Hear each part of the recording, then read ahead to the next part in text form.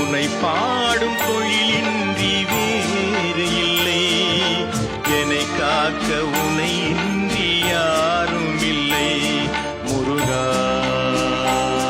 முருகா.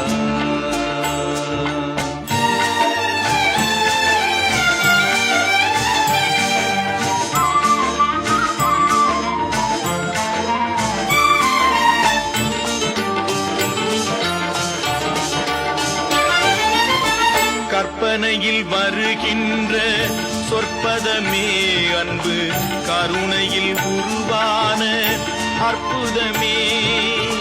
கற்பனையில் வருகின்ற சொற்பதமே அன்பு, கருணையில் உருவான அற்புதமே. சிற்பச் சிலையா